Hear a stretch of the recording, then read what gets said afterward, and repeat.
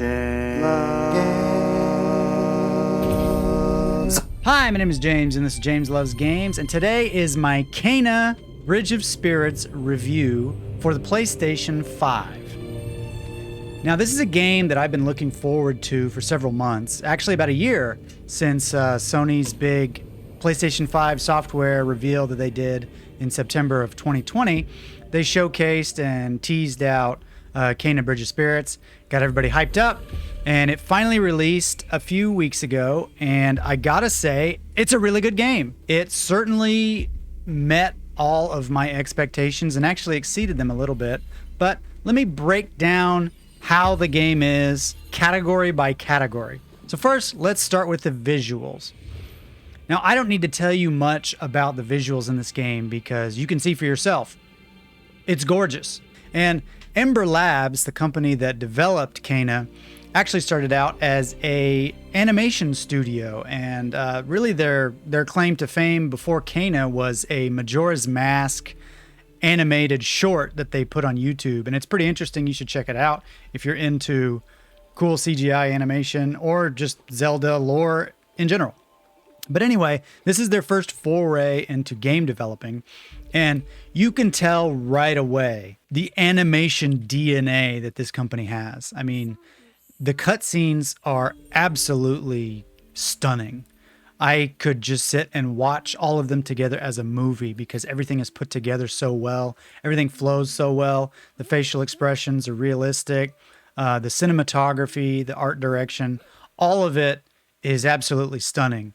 And while the game itself, while you're playing, also looks good, it's completely outshone by the cutscenes throughout the game. I should note, too, that this game has two different graphics settings. You can either play it in fidelity mode, which bumps it up to basically the best it can look at 30 frames per second, or you can go performance mode, which downscales the graphics just a bit to get that smooth 60 frames per second. And I played in performance mode, as I usually do, just because I've grown accustomed to the smoothness of 60 frames per second, and it's hard for me to go back to 30 frames per second, but even in performance mode, it still looks really good. It's not perfect, but it still looks really, really good.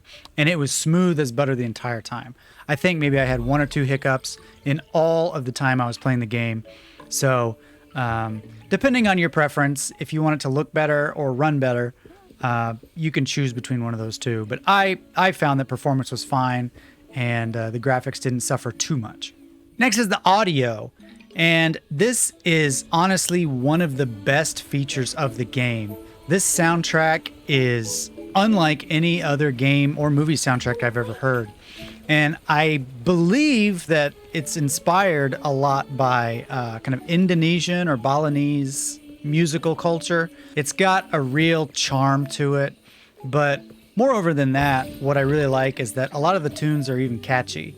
And so they'll have a melody that you can kind of repeat in your head, and it'll get stuck in your head a little bit. And everything just sounds great. I sometimes found myself just sitting and listening to the music because the soundtrack to this game is so good.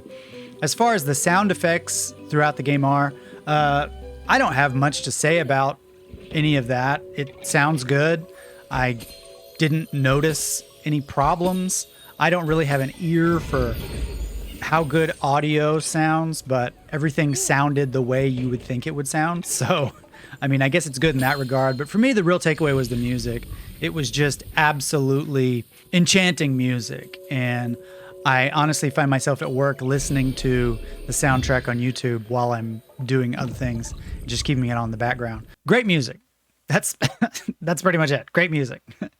The real core of the game, though, is the gameplay, obviously. If the game's not fun, if it's clunky, if it doesn't work right, it's not going to be a very good game. And I'm pleased to say that the combat and exploration and everything in the game is very tight and fun, and I kept finding myself wanting to play more. I was actively searching for more enemies to fight because the combat is so fun. During some of my live streams, I compared the combat to sort of like Dark Souls or God of War.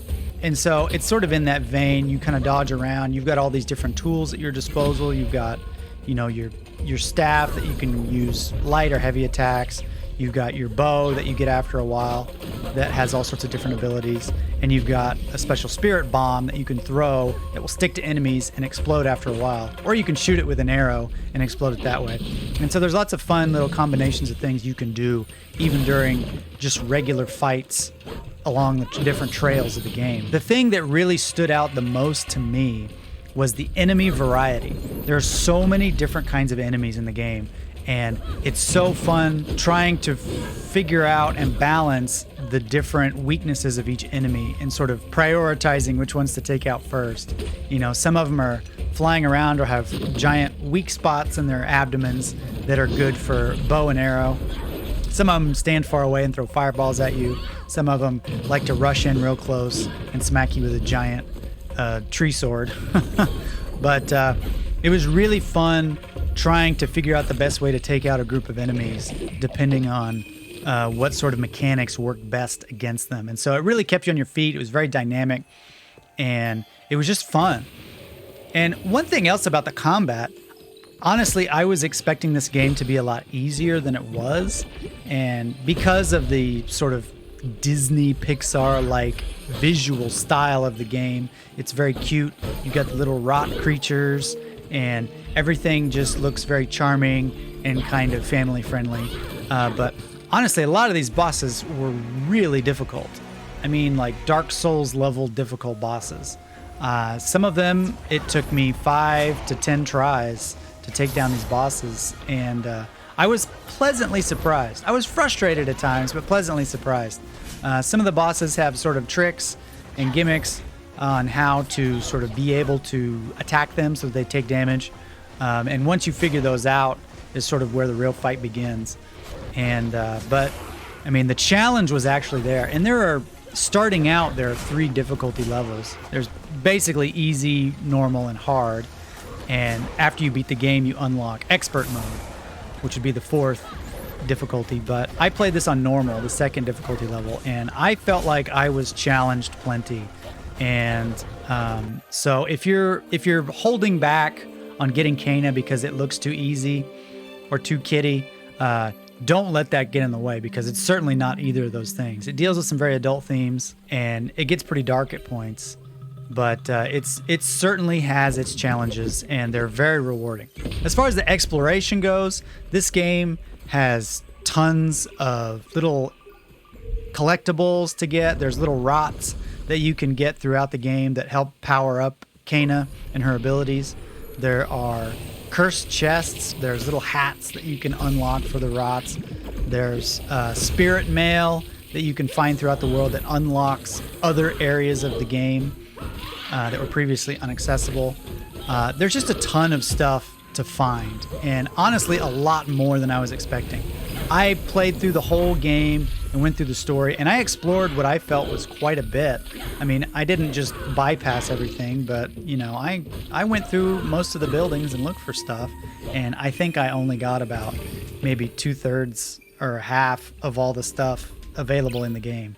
So if you're into exploration and collectibles, there's plenty to find and do in Kana. Which brings me to the length of the game, which I think was one of the things people were most worried about. You know, I'd heard it's pretty much between 8 to 10 hours to beat the main quest. And I would say that's pretty accurate depending on how quickly you can beat all of the bosses. I think I did it in about 7 or 8 hours. But like I said, there are lots of collectibles to get, and I didn't nearly get all of them. And there are more difficulty levels to beat. And expert mode, beating expert mode is one of the trophies in the game. So if you're aiming for the platinum in Kana, it's certainly not going to be a walk in the park, because you basically have to beat the game in expert mode to get the platinum. So that by itself is going to add a lot of time to the game. I saw someone online post that it took them about 25 hours to platinum the game. So you can kind of expect that kind of time commitment if you want to get the platinum. But I think that's a pretty respectable amount of time for an indie game of this size. I mean, it's only $40. But like I said, just going through the regular story on normal is going to be about probably 8 hours is probably a good estimate. All right, and finally, I'll talk about the story of the game. And I didn't really know what to expect with Kana. I knew that you were a spirit guide and you were helping sort of lost spirits complete their tasks so that they can move on to the next world, the next realm. The basic gist of the story is that something happened and everybody in this village died. And so Kana has to go around helping all the spirits of the people from the village and figure out what happened to get to the bottom of it. It's not anything new. It was good enough, and it got its message across really well. And it had some fun surprises along the way that I enjoyed. So, I mean, it was entertaining for sure. They feed you little bits and pieces here and there to keep you intrigued and interested to move on to the next chapter. And I think it was good in that regard to move the game along. It was a very good story. It's a beautiful game. Catchy, charming music, beautiful visuals, like I said, very fun combat, and lots of collectibles to get. And so it's a really good game. Honestly, if you're on the fence about it, it's only $40, which I think it's a great game for $40. I would have paid full price for it, and I would still be happy with my purchase. So $40 is a steal for Kana Bridge of Spirits. Thanks for watching. I hope that you enjoyed this review. If you want to see more videos like this, please subscribe, and I will see you next time right here on...